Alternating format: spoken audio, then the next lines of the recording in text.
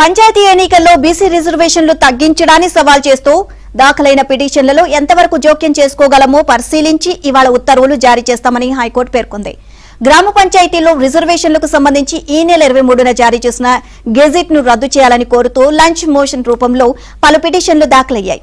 ఈ పిటిషన్లపై జస్టిస్ మాధవీదేవి విచారణ చేపట్టారు. బీసీలకు 23% కూడా పంచాయతీ స్థానాలు కేటాయించలేదని పిటిషనర్ల తరపున న్యాయవాది సామల రవీందర్ వాదించారు.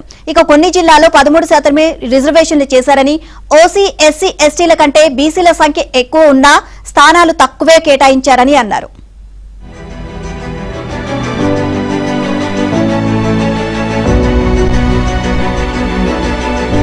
పంచాయతీ ఎన్నికల్లో బీసీ రిజర్వేషన్లు తగ్గించడాన్ని సవాల్ చేస్తూ దాఖలైన పిటిషన్లలో ఎంతవరకు జోక్యం చేసుకోగలమో పరిశీలించి ఇవాళ ఉత్తర్వులు జారీ చేస్తామని హైకోర్టు పేర్కొంది.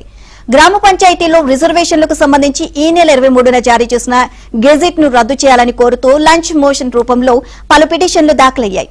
ఈ పిటిషన్లపై జస్టిస్ మాధవీదేవి విచారణ చేపట్టారు. బీసీలకు 23% కూడా పంచాయతీ స్థానాలు కేటాయించలేదని పిటిషనర్ల తరపున న్యాయవాది సామల రవీందర్ వాదించారు. ఇక కొన్ని జిల్లాల్లో 13% రిజర్వేషన్లు చేశారని, ఓసీ, ఎస్సీ, ఎస్టీల కంటే బీసీల సంఖ్య ఎక్కువ ఉన్నా స్థానాలు తక్కువే కేటాయించారని అన్నారు.